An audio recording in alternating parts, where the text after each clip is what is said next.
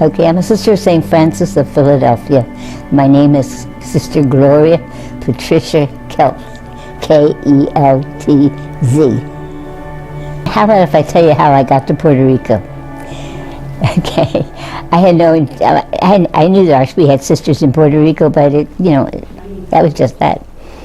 But I graduated from 2 colleges, so I said, here I have, two degrees, and I do not know any other language but my own.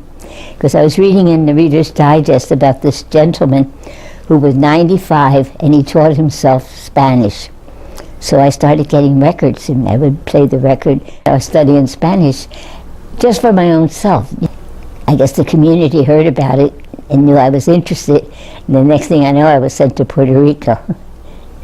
That was back in 1971. I taught English as a second language. And I used to think, how does anybody ever learn this language?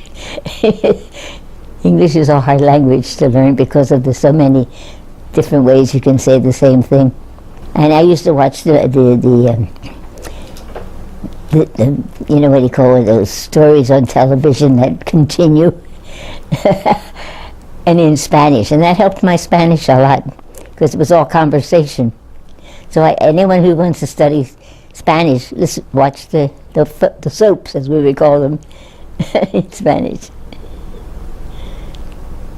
Before I went to Puerto Rico, I worked with the Puerto Ricans up in Allentown, Pennsylvania. So I got to know the people there, and they were very poor, the ones in Allentown. And I just loved them, that's all. Try it. I always say, try it, see you'll like it.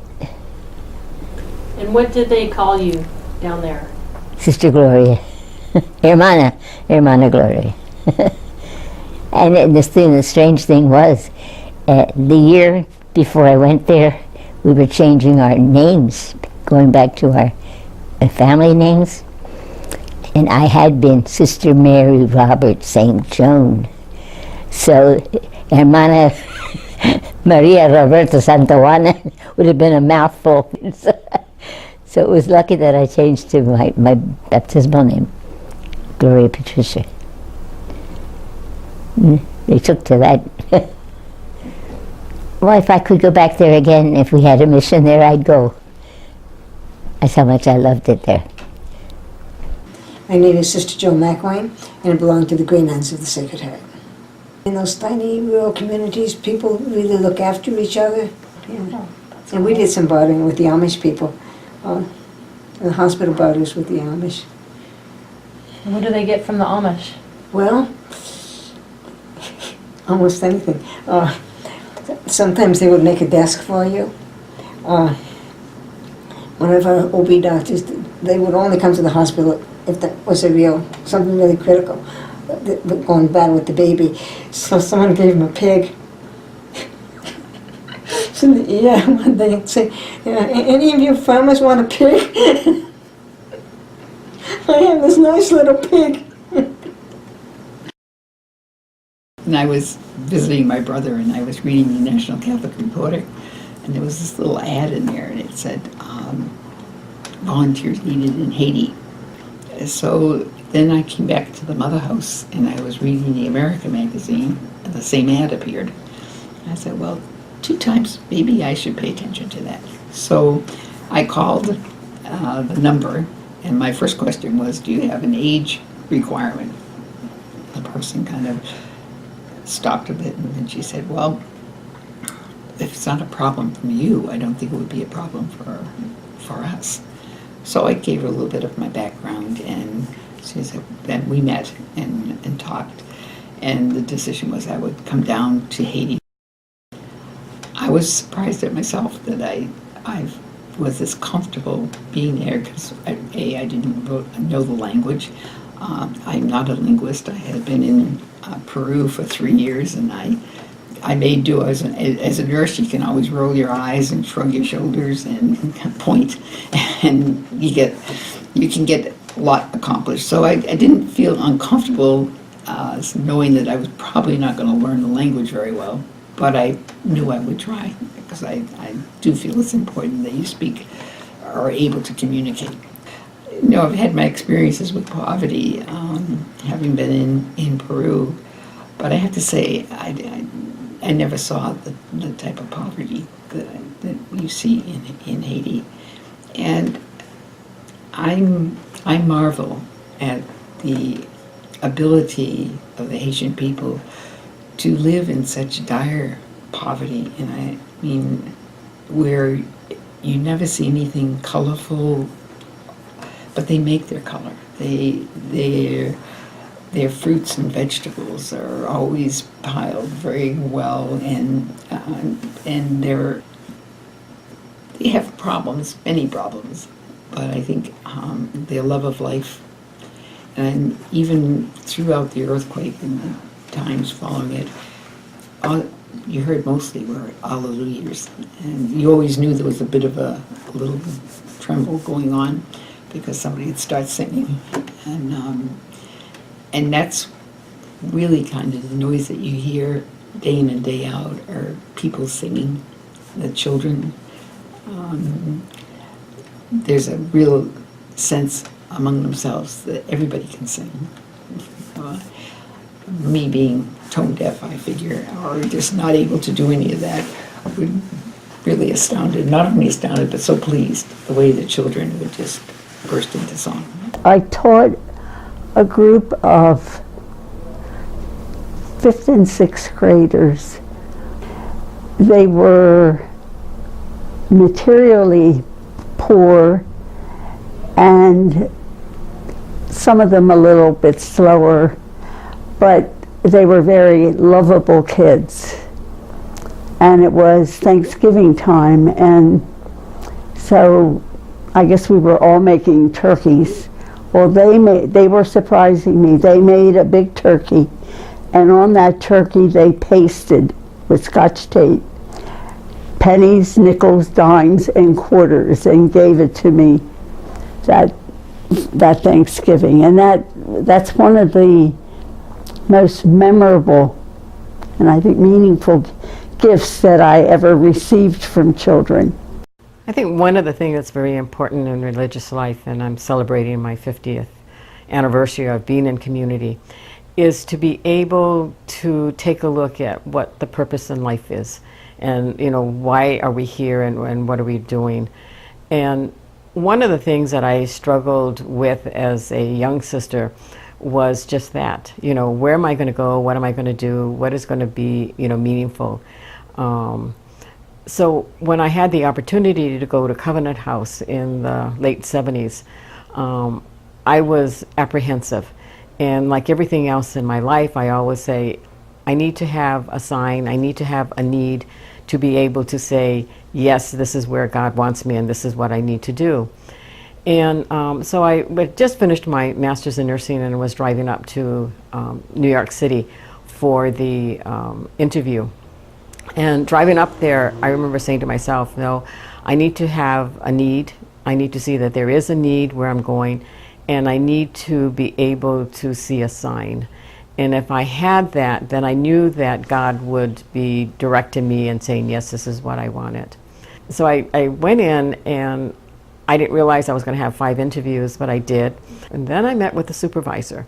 And he was a supervisor off the center itself, and at that time they had about 42 runaway homeless kids. And this kid comes up to him, this tall black kid, and said, hey Steve, I'm itchy, I've got this, I don't know what it is. And so Steve kind of looked at me, he says, here's the nurse, So when I looked at him, I pulled up his shirt and I said, okay, well, what is it? And I'm looking, and I said, this huge welts was forming on his body and his upper torso. And so I said, oh my gosh, you're allergic to something. What are you allergic to? And so he began to tell me what he was eating, and he told me what he had for lunch. And I said, no, no, no. And then he said, and then for dessert, I had cake. And so I looked at Steve and I said, did they make the cake from scratch? And he says, oh yes, we do everything from scratch. And I said, well, that's where the eggs were. So then asking Steve, I said, well, what happens to him? How does he get treated? They had no doctors there. They had no clinic. They had nothing. And he says, oh, all we do is give him a token and they go down to Bellevue. And I said, okay, so supposing he does get there, he does get treated. When he comes back, what do you have? And he said, nothing. We don't know whether or not they did see the doctor, and if they did, we don't know what the treatment was. And so I said, oh my gosh. And so I said, okay, there was my sign, and there was the need. I went there, and immediately what I ended up doing was to establish a referral system with St. Vincent's Hospital there in New York City rather than going to Bellevue. After my 9 years there, we ended up with a full-blown clinic that was funded by the federal government. We had nurses, we had a doctor, we had a nurse practitioner that was there, and we treated many of the runaway and homeless kids. And fortunately, we were able to get some of those younger runaway kids home to their parents, which was very, very meaningful.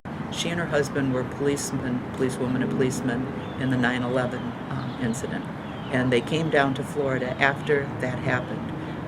She ended up with a cancer of some kind, and I think it was brain cancer.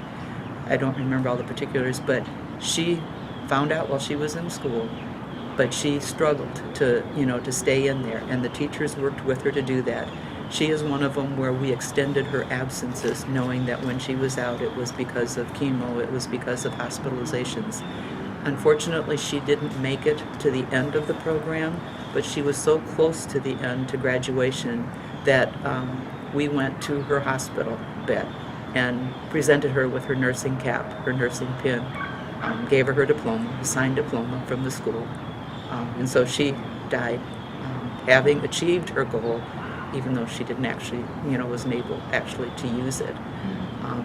She was really one special lady. She never complained about what happened to her in New York.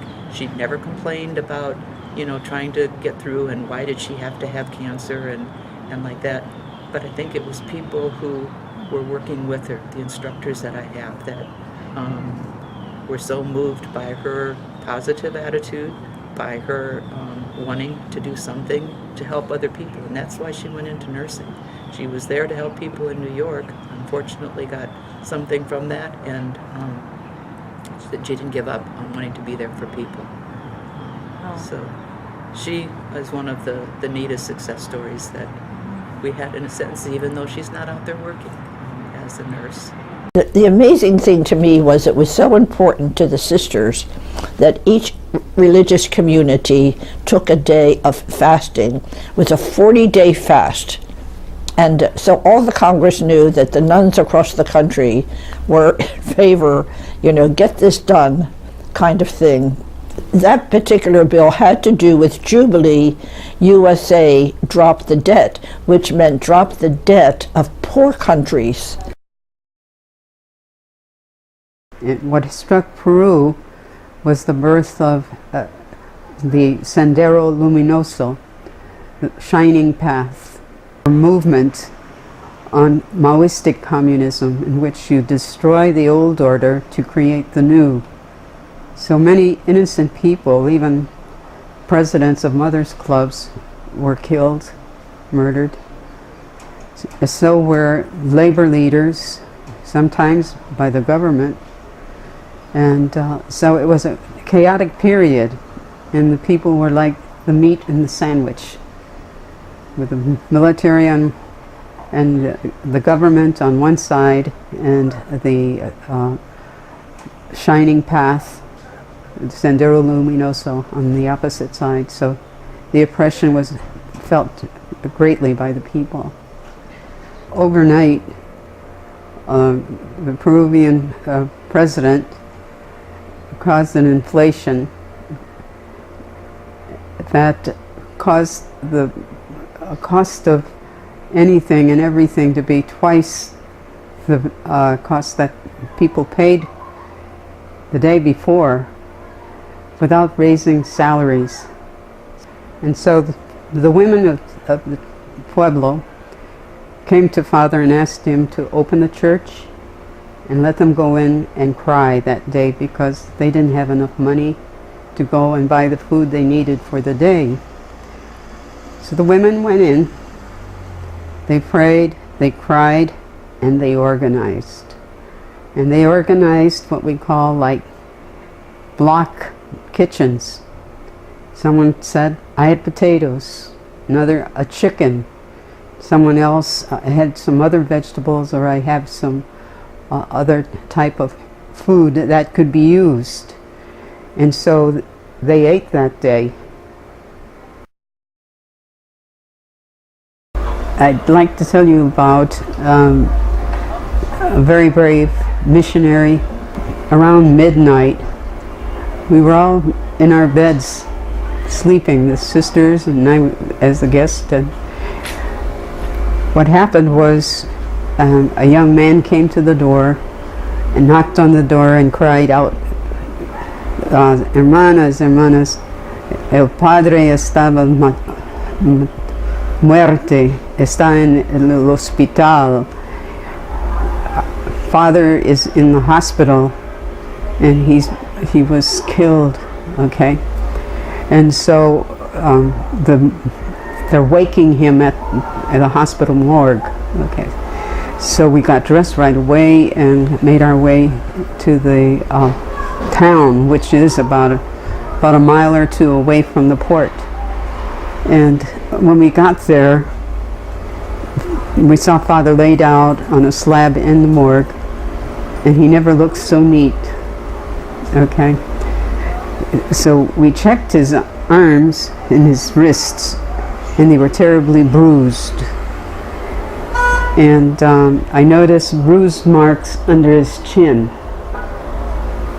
And also that he had a gash in the back of his head about 8 or 9 inches long. And he looked like he had been washed and dressed, and I never saw him so neat, you know. So we all came to the conclusion that he had been manacled and had been tortured, probably using electric probes, and then the gash in the back of his head.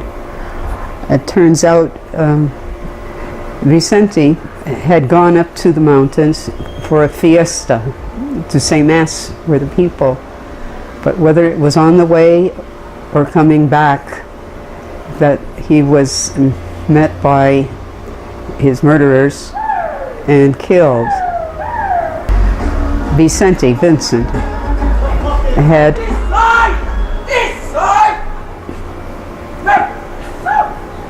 okay, our wild Irish roses out there. Okay. So we believe that he had been killed by the landowners because he championed the rights of the campesinos. And so people came in crying, and I couldn't cry. I was just so angry at what I saw, because he was a good man, and he helped me when I was starting out as a missionary. During his funeral, there were so many people that you wouldn't believe. There, like the whole pueblo turned out, the students turned out, teachers from the high school turned out. It was a really large funeral, and the priests and sisters from all over came. What is the name of the priest? Vicente Andarza Gomez. He was from Spain, a man from La Mancha, from the area. And he was that kind of a man. He was a carpenter, even though it looked like Jesus, huh? And but he was a very likable man and very compassionate. And he was only 46. So a lot of good people died, but the blood of martyrs is the seed of the church, because you should have seen that funeral. If you want to live together with others and celebrate and forgive, the ones that are going to most be open to the poor, because other people are so entrapped by what they have and goals, and I could be entrapped by that too. One of the needs that came out in the city where I was that people who had children with disabilities were not satisfied with the institutional system. They wanted their children to live in places where their own gifts were called forth. She was abandoned at birth. She was abandoned at birth. So she came, and I lived with her 18 years. She's now 50 years old, recall. When she had a serious operation about a year ago, even though I'm here now, I went. It was a snowy day, and because I am just a person who took care of her for 21 years, the group home, you know, we have the privacy law, and you don't have any relation with her, except that she considered me her mother. And it was a stormy day, and they were going to take rods out of her back. And I got to the hospital that morning. I went to the nursing home the night before, and I said, Teresa, I'm here from Philly. Oh, she was happy. And I said, I'm going to drive my car behind your ambulance. Oh, I'm not on the road. And I said, yep. And then I got there about 5 in the morning and waited. It was a big snowstorm. And the 5 doctors, it was done by a school of medicine. That's why they could do it. And because she was, of course, on Medicaid and not able to pay anything. And he said, no, sister, I want you to stay for 20 hours. And I said, you know, doctor, they're really big on the HIPAA law. Like they keep saying, I am not this, I am not this. And he looked at me and he said, sister, it's obvious you two love each other. And he said, and she's at ease with you and you're at ease with her. You can see it all over the place. But he says, and you know what else, sister? They didn't show up. So I did stay 20 hours, but it was great. I'm very happy to be a Maryknoll sister. It has always been my dream because I saw them when they came to my hometown.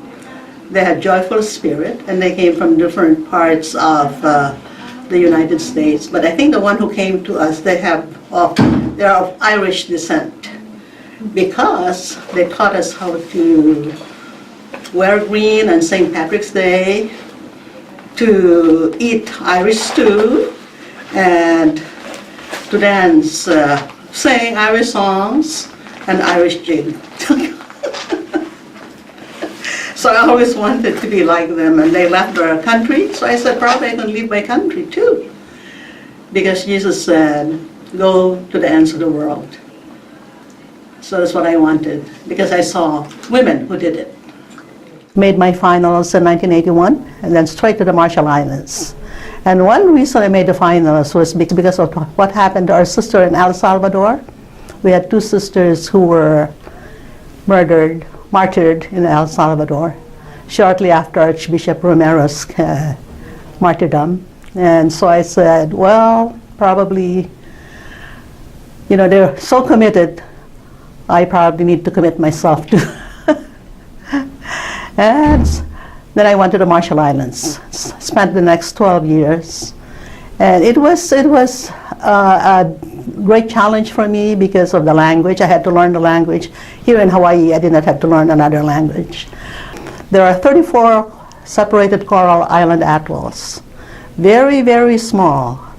And they have no elevation because the Marshall Islands are made of coral rocks. You know, coral foundation, they cannot go beyond the, above the level of the water.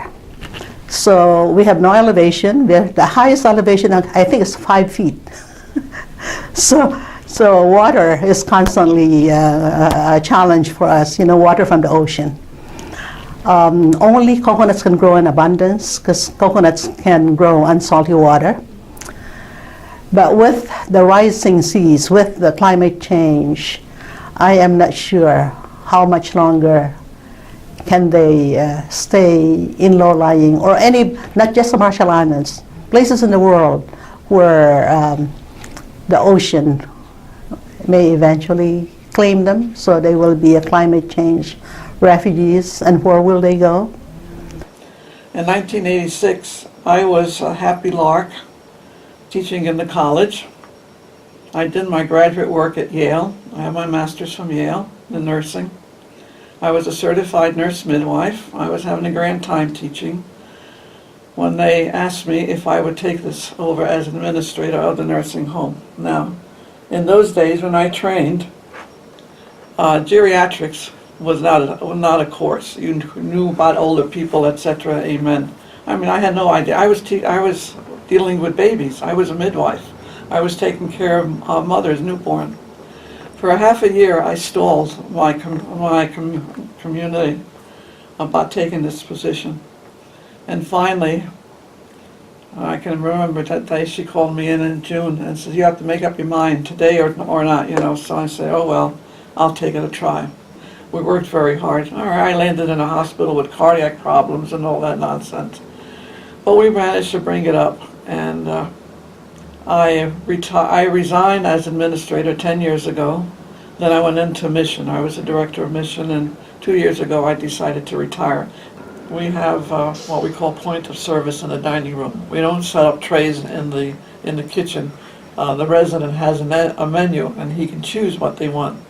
I mean, from top notch, the administrators, every manager spends time, is a maitre d', and then they know the residents inside out. They know that he likes his cut meat this way, he likes this and that. I mean, I visit the residents, I take care of the chapel. People know me, I've been here for 30 years. We have a piece of land on a corner that we would like to build a assisted living, but again, we're having trouble in getting tax credits and all that whole jazz. And John is working, this is the third time he's going to go to Harrisburg for it. I'd like to see that, and once that's started, then I will say nunc dimittis and go up and retire with the other nunnies up north. If you give yourself to the hungry and satisfy the needs of the afflicted, then your light will rise in the darkness. I've been very blessed to be,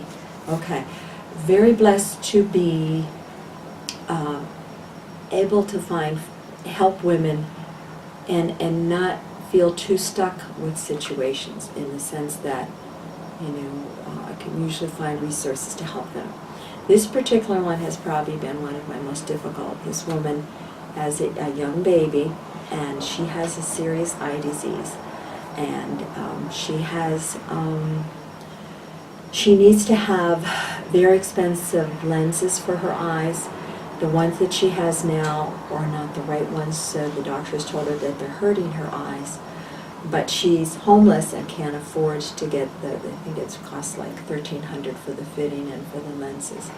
So the search has continued for a long time, and so I really, it's been a faith experience for me, in the sense of waiting and trying to see what will happen with her. So I said, I'll try it. Who will hire me at 80?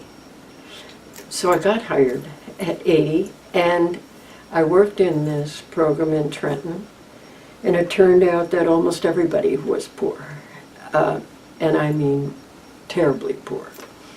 They lived on probably $75 a month for everything. So they were very, very open, very matter of fact. But I feel that was one of the most important jobs that I had. They were all service-oriented. They were all too emotionally poor, certainly putting families back on track or blending families, or even one-on-one counseling. I also did spiritual direction.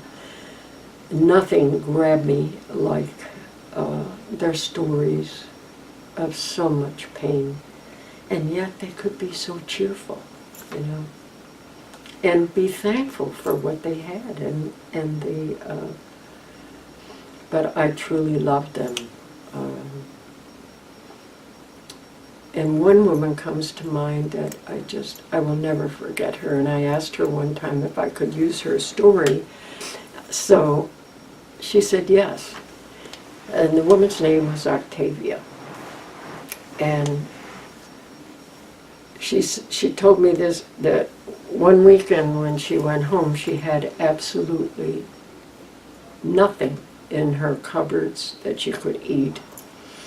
And she looked in the fridge and she says there was just a little bit of milk in there, and all her cupboards were bare, Mother Hubbard.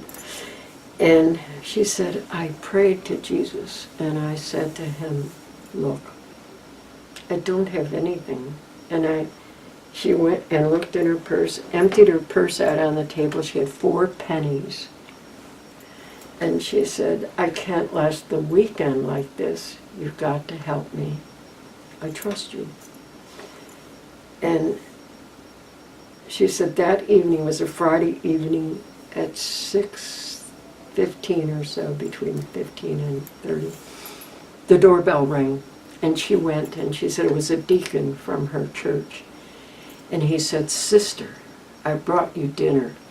Ooh, I'm going to get filled up. And she said, oh, I invited him in, and he sat down. And she said, I didn't tell him that anything except that I was hoping for something that evening, and God answered my prayer. Only she talks to Jesus like he's her next door neighbor. And so she said when he got up, he said, bless you, sister, and they said prayer together. And she said when she looked down, there was $50 under her dinner. And this is what she said. I knew you wouldn't fail me, Jesus.